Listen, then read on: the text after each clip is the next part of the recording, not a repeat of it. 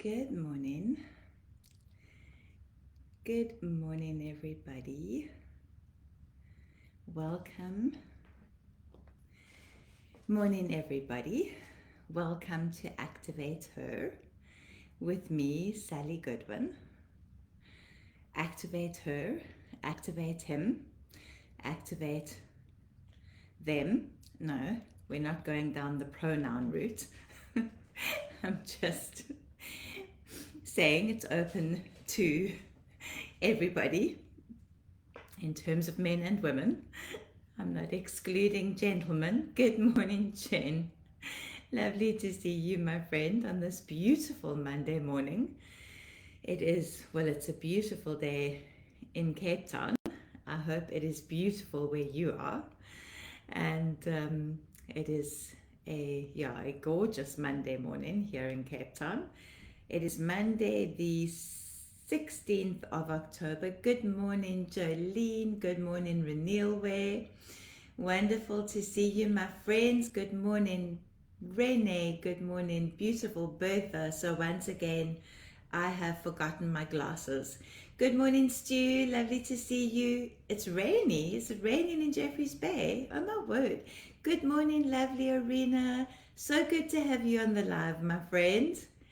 Good morning, Claudia. Okay, so once again, I have forgotten my glasses. And so if I don't see your comments, good morning, Conrad. Lovely to have you on, my friend. If I don't see your comment or I miss your name saying good morning to me, good morning, Anthea. Please don't be offended. It's just that when I don't wear my glasses, my eyes aren't quite as quick to pick up all the comments. Good morning, Anisha. Wendy in Pringle Bay. What's new? What is new? Arena says, good morning, Ambulelo. Wonderful to see you. Love you too, my friends. I love you too. Sending you huge love this morning. Good morning, Louise. Good to have you on, my friend. Welcome, everybody. Welcome to everybody online. Welcome to everyone who will only be watching the replay later on for whatever reason that may be. Welcome to a beautiful, good morning, Vilna. A beautiful morning in Cape Town. I hope it's a beautiful morning wherever you are. It is the 16th of October 2023 and it is the first day of Cheshvan 5784. Just in case there is any confusion, because I noticed this morning because I have a dual calendar on my phone. I have a normal calendar, obviously, Gregorian calendar, and then I have a Hebrew calendar as well on my phone. And I noticed on my Hebrew calendar on my phone that it says Cheshvan. It's spelled Heshvan. And the way that I spell it generally is Cheshvan. So if anyone has seen that and noticed that and is unsure, it can be spelt either way. So there are a few sort of Jewish months and Jewish words and names that can be spelt and pronounced in different ways. Like, for example, the month of Nisan is also called the month of Aviv, which can also be pronounced and spelled the month of Abib. So they're just different ways. So it's not, neither one is incorrect. They are both correct. You can use either of them, Cheshvan or Heshvan.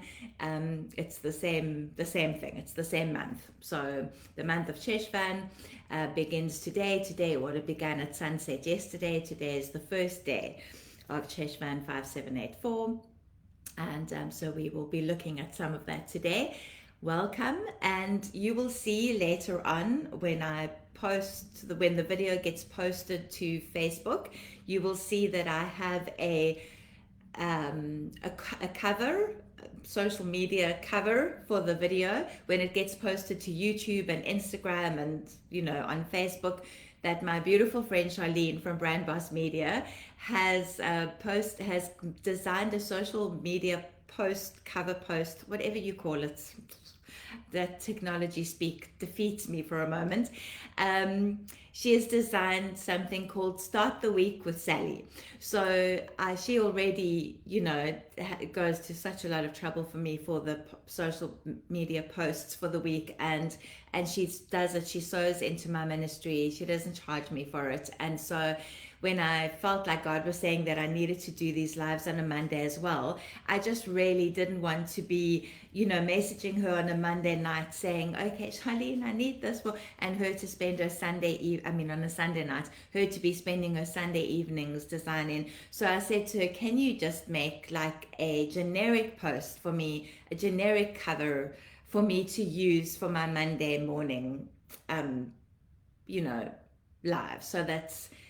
So that we can just we don't have to, Wednesdays and Fridays can be specific. Good morning, Estrelita.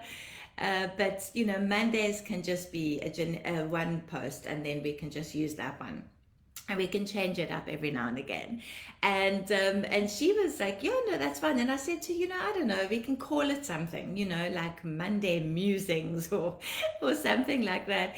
And so she came up with this Start the Week with Sally.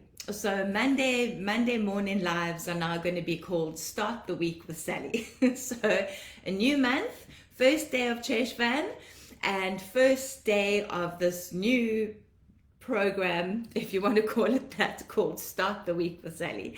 So Mondays, from now on, you will be starting the week with Sally. And how exciting that is going to be. To start the week with Sally and Jesus. But yeah, so that look out for that. That will be the cover for this. I don't want you to, think it's going to be something completely different. It will be whatever Holy Spirit wants it to be, but it's just going to be called something slightly different so that it doesn't make extra work for her. So there we go.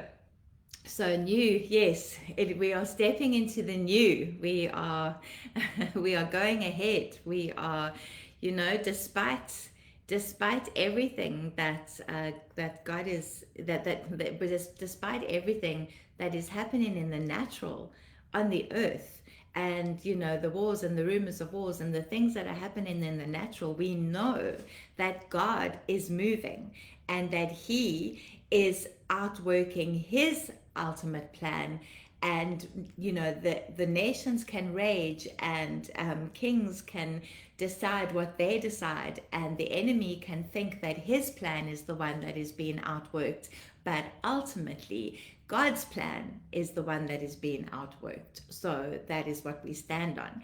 So this morning, good morning, all of those of you who have just joined, welcome.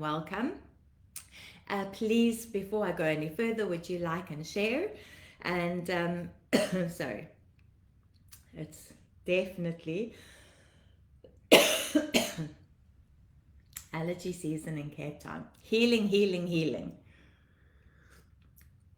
Good morning, everybody. So, no, hang on a second. Jen, did you say you shaved Devon's head? All his dreads. I've missed that. The comment has gone.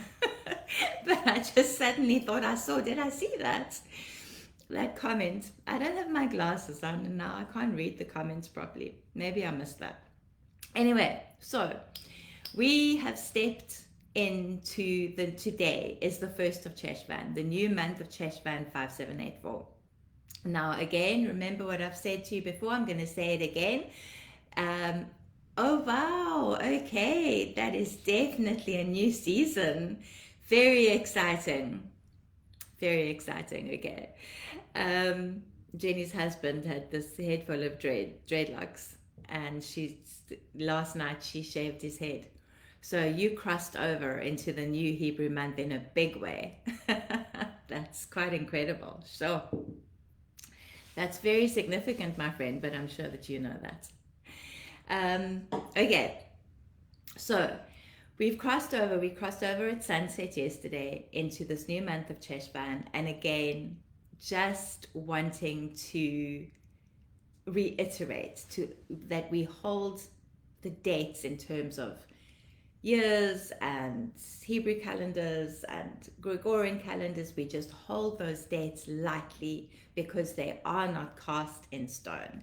And somebody said to me the other day, that I repeat things over and over, and they've noticed when they listen to me that when they've listened to me for a long period of time, that I tend to repeat things. I say things again and again and again, and that they have realized that you need to, they've begun preaching and teaching and prophetic preaching, and they've realized that how necessary that is, that you explain yourself over and over again. And I said, I do that because there are many people on this platform who have been following me for a long time and have heard me say these things over and over again. But also, and so I say these things over and over again for the new people who are continuously joining the platform and haven't heard that said before. But I say it over and over again as well as a reminder, even for the people who have been on this platform for a long time. We need to be reminded, because we get, as human beings, we get very caught up in something. We get very caught up in something. We get very caught up, especially if we're new to something, if something is a new revelation to us, like the Hebrew stuff or the Hebrew calendar or the feasts and the festivals. If something is a new revelation to us, we tend to get very caught up in it. And if we get very caught up in something, then we tend to kind of just human nature kind of grab it and adopt it as like gospel. This is it, this is sort of my life's message, or my and the pure gospel, the gospel of Jesus Christ, is actually the only gospel that you adopt as your life's message. Everything else kind of fits in with that and flows around that, and we go through stages and phases in our lives where God brings fresh revelation, and he adds to things, and he moves us on from things, and we let go of things, and and that is kind of a constant flow as we move through our lives with Jesus. And we cannot be so cemented in to particular revelation or specific spaces and places in our lives that we cannot move on when God is ready to move us on into something new. And that is often what happens within the church and within our own lives, where we stay stuck. We get so caught up or so religious about something that we like, no, this is it. And when God is trying to move us on to something new and something fresh and something different, we like, no, this is it. This has been my revelation for the last. And so that is why the message from the Lord for me personally over the last few years with everything has been, hold it lightly. Hold it lightly. Don't treat it lightly. Don't take it lightly. Don't be irreverent with it. Don't be, none of those things, but just hold it lightly, because God is moving quickly in these days. There is he's moving fast. He's bringing fresh things all the time. And there is and so it's just the same with the Hebrew calendar. The Hebrew calendar was set in place by God. That I'm not disputing. The months and the feasts and the festivals, they're in the Bible, they're in Scripture. You can go back and find them there. They were set in place by God. What I'm just talking about is the years. The count of how many years, and the 5784 and the things like that. Those things, if you go and research, you'll see that there are gaps that nobody can account for, and there are disputes about exact years and counts. And so you just like hold it lightly. If God gives you a revelation around something, then that is amazing. It's incredible, and go with that. Like, the fact that there's so many prophetic words about this being the year of the open doors. I understand where those prophetic words come from, and I agree to a degree that those prophetic words are true. I just feel like there is a lot more to that if we can see those prophetic words came to pass even over Israel, but those open doors over Israel were not necessarily the way we would have imagined them to be open doors, if that makes sense to you. So just hold things lightly and be very careful with the way you interpret them. So that is why I tend to repeat and repeat and repeat and repeat, so that people hear, and also because, again, human nature. That is why when you learn things in school and when you study, a lot of it is repetition, because we often have to hear something repeated a few times before it goes in, before it sinks in and becomes, kind of within us, before it makes its way, it goes into our head, and then it makes its way down into our heart and into our soul. Often something has to be repeated over and over before we grasp it fully. So that's why I repeat things. Just saying, in case you think, oh, here she goes again. Here she goes again. She's like a stuck record. Think about it when you raise kids. If you raise children, how many times do you think to yourself, I'm saying this for the 50,000th time over and over again? But you have to, because, and then you get to be I'm 54 and I still hear my mother's voice in my head sometimes. And that's because she repeated herself a million times to me. Anyway, so here we are in the month of Cheshvan, and we've spoken a little bit about the month of Cheshvan. We've spoken about how it is the month of Manasseh. We spoke about the meaning of the name Manasseh, to forget, to leap up and away. We spoke on Friday about the daughters of Zelophehad and about Gideon being from those specific people, being from the tribe of Manasseh, and what that means when it comes to warring for your inheritance, warring for legacy, what that means when it comes to to pioneering, when it comes to standing up for something, when it comes to being a voice, when it comes to identity. We've spoken a lot about Gideon in the lead up to the launch and subsequent to the launch. We spoke a lot about Gideon in terms of identity. And today I want to sort of come on from those things, because with everything happening in the world at the moment, and with all the voices, that automatically just seem to come out of the woodwork and start to speculate on where we are and the times we are in and everything else, we seem to, as collectively, as believers and as a church globally, we seem to have one of two reactions to what happens on the earth. We have one of two reactions. So the first reaction, and these are in no particular order, the first reaction is this: we just ignore what happens in Israel. We, as a church, you possibly, one of you possibly have gone into church, or wherever you go to church on Sunday morning, the last couple of Sunday mornings, and your pastor has preached a sermon that there has been no reference to Israel whatsoever. Your churches have gone ahead with conferences, they've gone ahead with just doing whatever they do, and the situation in the Middle East, the situation on the earth, the fact that it looks like we could potentially be on the brink of World War III is completely ignored. It's absolutely, nobody talks about it, nobody speaks about it. It's like the elephant in the room, or possibly it's not even the elephant in the room, it's just not even thought about. That is one reaction. And I say that because I have actually had people reach out to me and say to me, no one in my church has even referenced what's happening in Israel. No one has even preached about it. No one has said a word about it.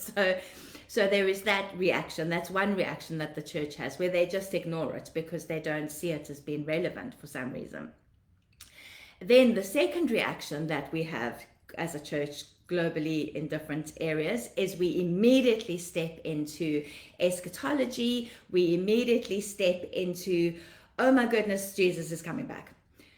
Now, soon, when, how are we going to figure this out?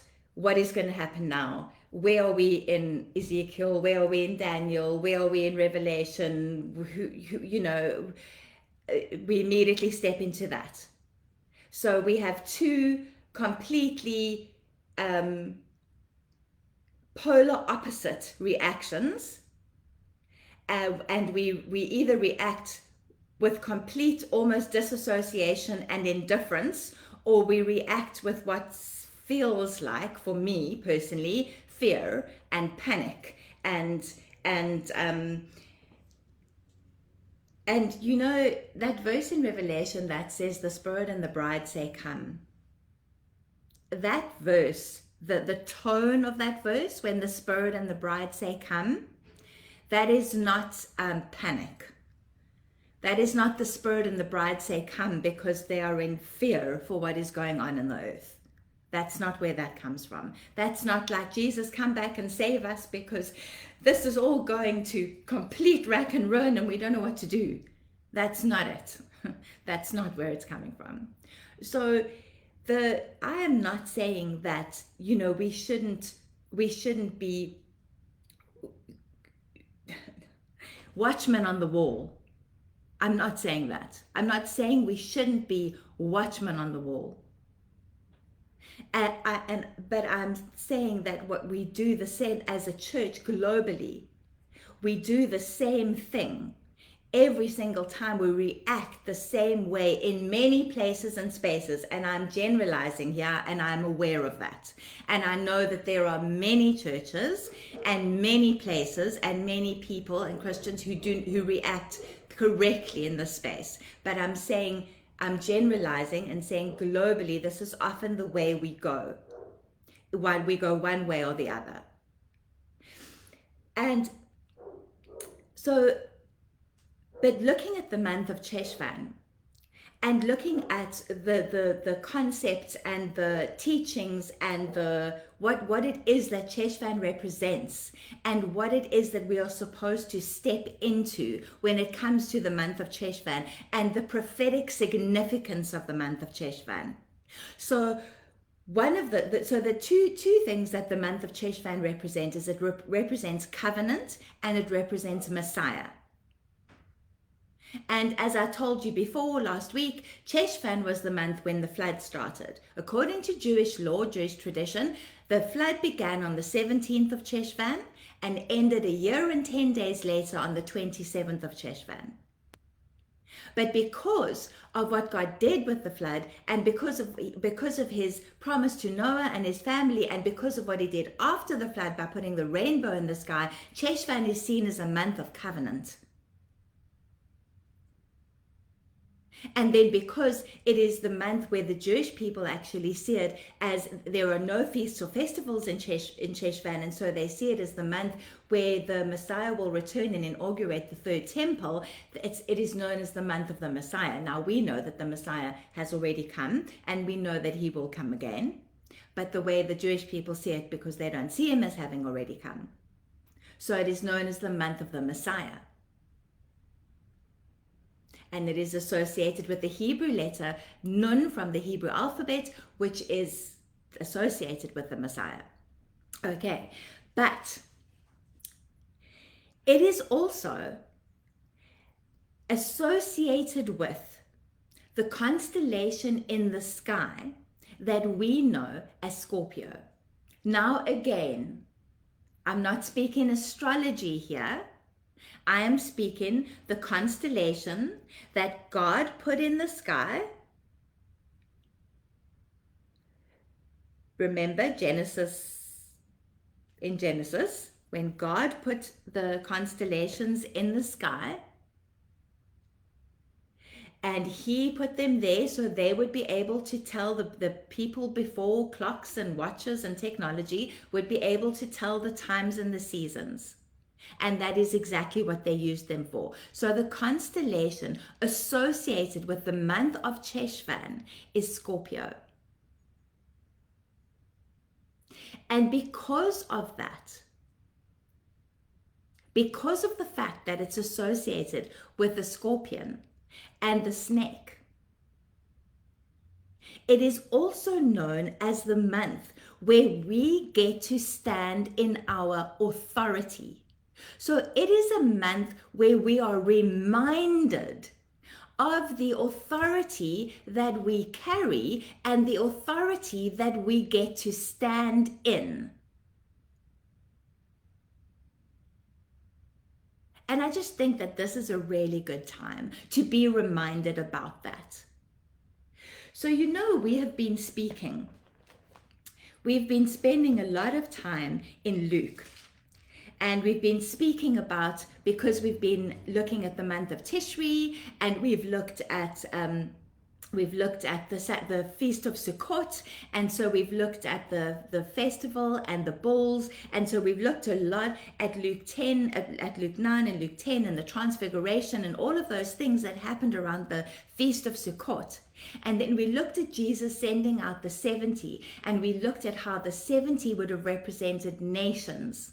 And Jesus didn't pick 70 just willy-nilly. Oh, yes, 70, that sounds like a good number. And how he sent out the 70. And he sent them out 2 by 2. And then he would have been the 71st because he sent them out ahead of himself. So he would have been the 71st, and the 71st represented Israel. So the 70 represented the Gentile nations of the earth, and the 71st represented the nation of Israel. And he would have gone out representing Israel. So all of that had enormous symbolism. And then he spoke obviously about the harvest being abundant. And so he sends them out. Luke chapter 10 verse 1, we've spoken about this, says, the Lord chose and appointed 70 others and sent them out ahead of him 2 by 2 into every town and place where he himself was about to come and visit. And then he gives them all of these instructions and, about taking nothing with them, and and declaring peace over the places that they go into, and where they receive, they must eat what he set before them, and healing the sick. And verse 9, heal the sick and say to them, the kingdom of God has come close to you. The kingdom of God has come close to you. And then when they're not welcome, they must wipe the dust off their feet and move on. And I'm just moving swiftly down. And then it goes down to when the 70 returned to him. In verse 17, the 70 returned with joy. And they said to him, Lord, even the demons are subject to us in your name. So these 70 that he has sent out, representative of the Gentile nations of the earth, they have gone out in his name, and they return with joy. And they say to him, Lord, even the demons are subject to us in your name. They are so excited that they have actually done the things that that Jesus has asked them to do. And he says to them in verse 18, I saw Satan falling like a lightning flash from heaven.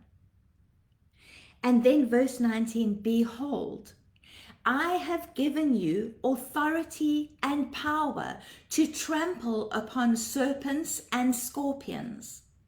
And this is the Amplified Translation. And physical and mental strength and ability over all the power that the enemy possesses, and nothing shall in any way harm you.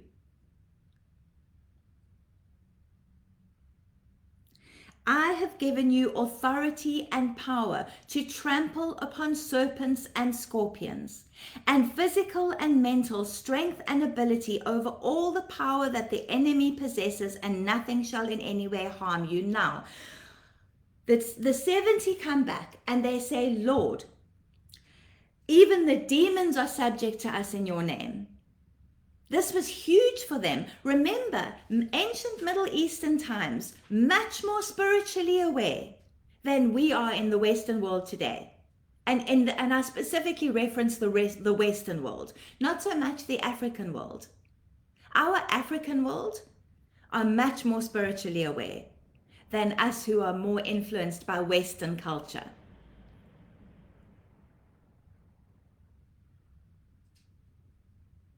But ancient Middle East, very spiritually aware.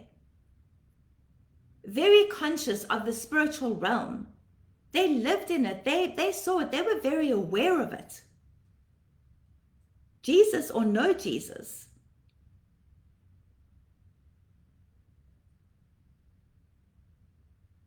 So they come back and they are filled with joy because even the demonic is subject to them in his name. They are beside themselves. They are so excited about this.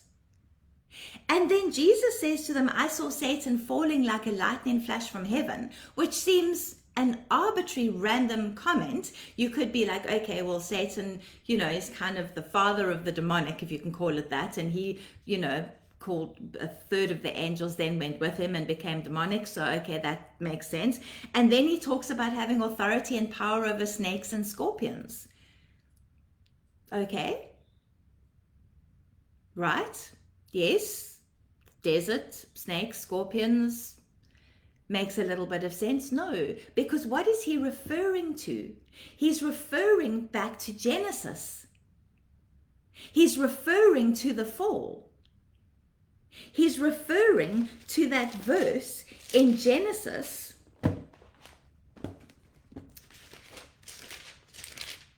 where it says, let me find it because I didn't mark it off.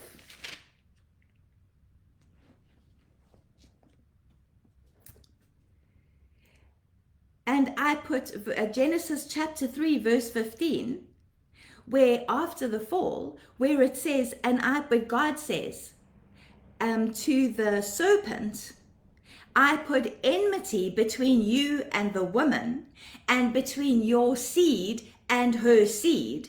He shall crush your head, and you shall crush his heel. And Jesus is referring to that. He's not speaking about arbitrary snakes and scorpions. He's speaking about that, the original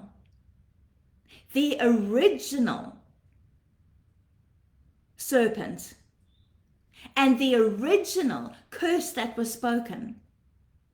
When they come back to him and they say to him, even the demons are subject to us in your name, he is saying that is the authority that was given to the seed of woman in the garden by God. That the seed of Eve will crush the head of the snake. And Jesus is the seed. He is the ultimate seed, capital S. But we are the seed of the seed.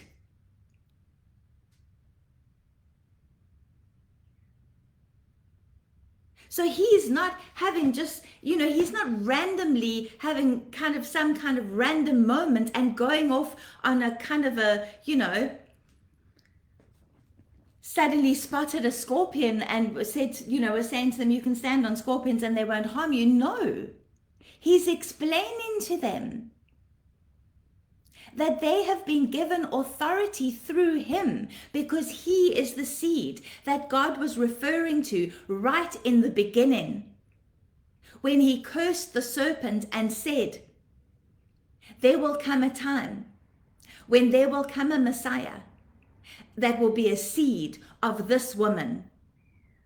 And that seed will crush your head for all eternity. And now Jesus is saying to them, I have given you that authority through me because you are my seed.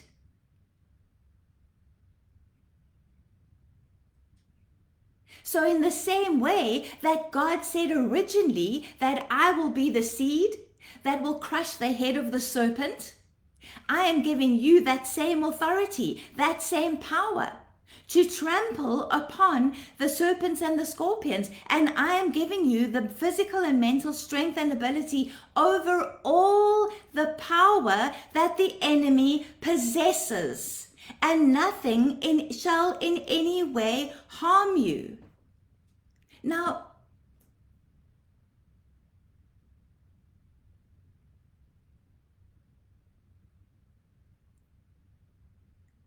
that doesn't mean that nothing bad ever happens.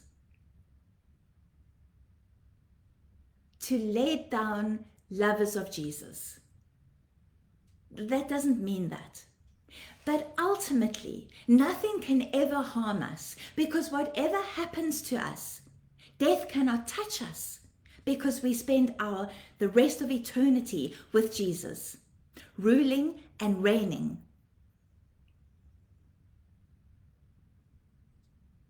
So when Jesus says there nothing in any way can harm you, he obviously, knew, God knew, that those same disciples, that he was saying to them that they had power over the enemy and nothing in any way will harm them, those same disciples would all be martyred. Every single one of them except John, who died on the Isle of Patmos. That they would all be martyred, horribly martyred. So how can he say that nothing shall in any way harm you, knowing that they would all be martyred, crucified, dying in terrible ways? Because for someone like Jesus, who was about to die on the cross, be crucified in an horrific way, death was not a way that, he didn't see death as a way that could harm him. Because although it was going to be horrible, and he did, he would have liked the cup to be taken from him and for there to be another way, he knew that ultimately he could not be harmed.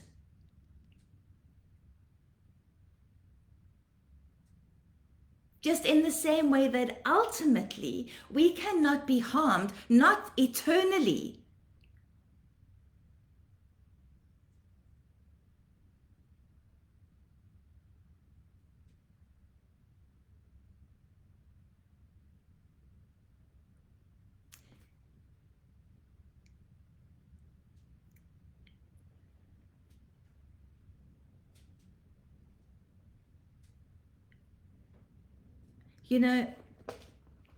He goes on to say, don't even rejoice about that.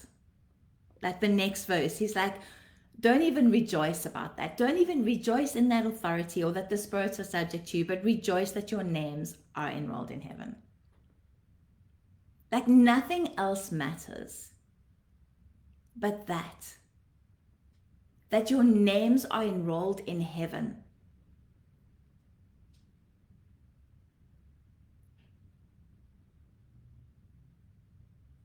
And part of everything that goes on the earth, that everything that is going on the earth, is God's attempt to give us an eternal perspective and a kingdom narrative. Our narrative as believers, as the global church, has become so earthly. We have such an earthly narrative. And we are supposed to have a kingdom narrative. We are supposed to have a kingdom perspective. We are supposed to have an eternal perspective. But we are so bound up in an earthly narrative. We are so concerned with with what we are building on the earth and making on the earth, and we are so unconcerned with what we are building. What is our eternal legacy? What is our eternal legacy?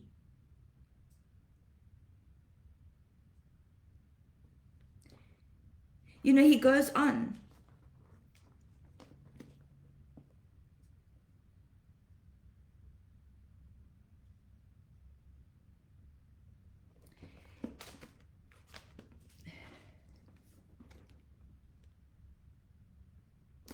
He goes on.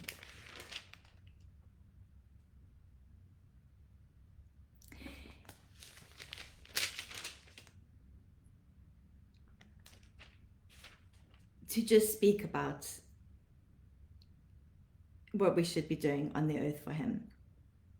And he to teach the Lord's Prayer, but there was something he was, so he goes on to speak in Luke 12. He starts to speak about us worrying, the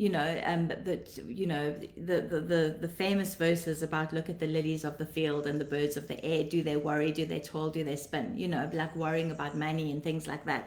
And I was just reading some of those verses, and this verse really jumped out at me. And it's Luke 12, verse 31.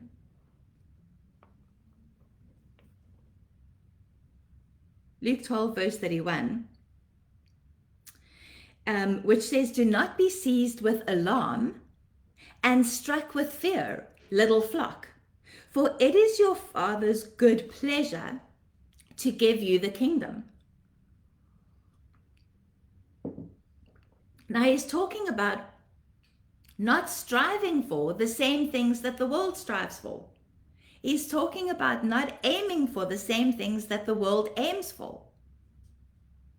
He's talking about, in the Amplified, it says in verse 30, Luke 12, verse 30, the pagan world greedily seeks these things, and your Father knows you need them. And then verse 32, do not be seized with alarm and struck with fear, little flock, for it is your Father's good pleasure to give you the kingdom. And I went and I read that in the scriptures. And it says there, in verse 30, so to start from verse 31, because verse 31 in the Amplified says, only aim at and strive for and seek his kingdom, and all these things shall be supplied to you also. Seek first the kingdom of God, and all these things shall be added to you. That verse. In the scriptures, it says this, but seek the reign of Elohim, R-E-I-G-N, R-E-I-G-N. But seek the reign of Elohim, and all these shall be added to you. Verse 32, do not fear, little flock, because your Father did delight to give you the reign. And what I love about that is often with the Hebrew, when we translate into the English, there seems to be a difference in the tense. So if you note, even in the Amplified, it's that verse 32, Luke 12, verse 32, it says, it is your Father's good pleasure to give you the kingdom. It sounds like it's something he's still going to do. But if you read it in the scriptures, it says, do not fear, little flock, because your Father did delight to give you the reign. Do not fear, little flock, because your Father did delight to give you the reign. It's already done. And reign, R-E-I-G-N, is the same as authority. It's already done. It's seek the authority of Elohim, and all this will be added to you. Do not fear, little flock, because your Father did delight to give you the authority. And not just, he didn't give it to you. He wasn't like, oh my goodness, I'm going to have to give these people the authority. I'm going to have to give them the reign because was my plan. And, now I have to do it. And look at the mess that they've made and look at what they're doing. And oh my word, what on earth? He delighted. It was his delight to give us the reign. It's his delight to give us the authority.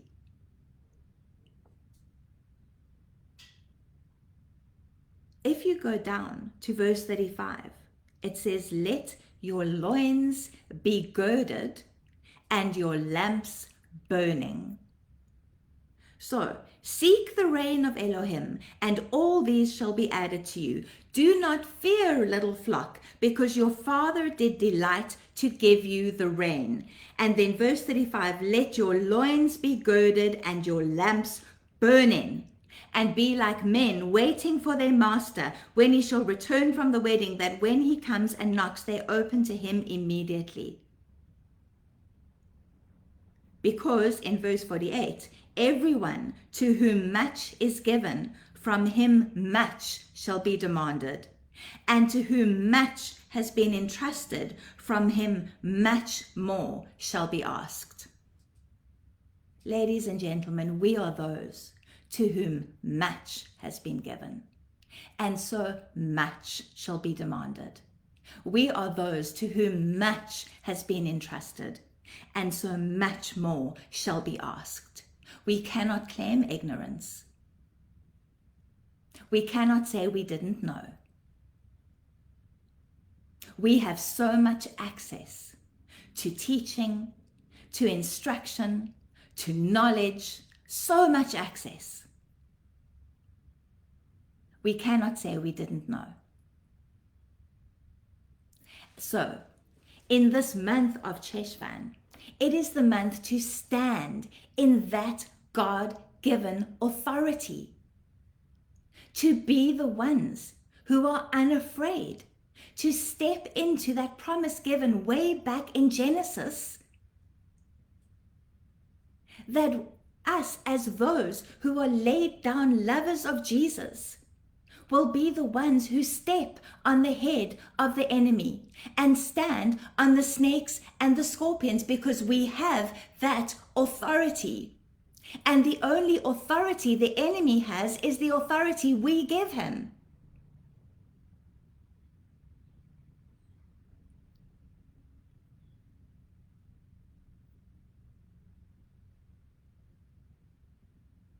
So we don't ignore what is happening on the earth.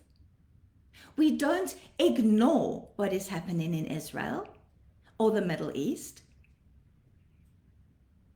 We don't stick our heads in the sand and pretend that, it's fine as long as it doesn't touch us here on the bottom end of Africa, we're all good. We don't fly into panic mode and be like, oh my goodness, is this it? When is Jesus coming back? Is it soon? We don't do that. We're not like we don't buy into escapism. Take us now, Lord. Let the rest of the world burn. We don't do that either. Because that's not what God is asking of us as believers. What he's asking us to do is rule and reign. He's asking us to occupy. Jesus said, occupy until I come. And then he said, and nobody will know when I'm going to come. That's what we're supposed to do. And we are supposed to inquire of God what his will is, what he's asking us to do, what he's asking us to pray, what he's asking us to intercede. And then we stand in our authority and we do that.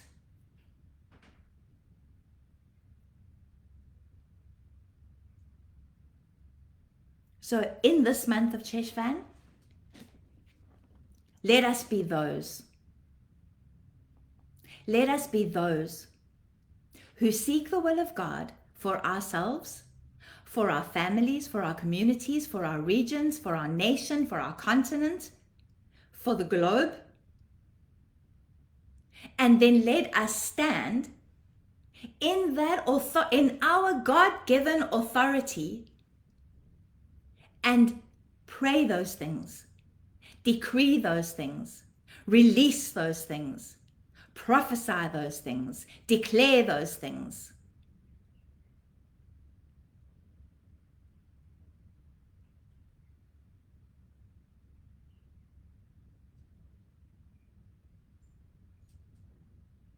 Let us be those in this month of Cheshvan, this month of authority, this month of covenant, this month of the Messiah.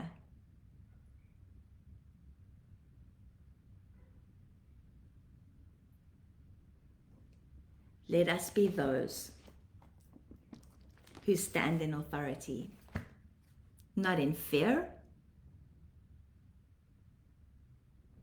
not in panic,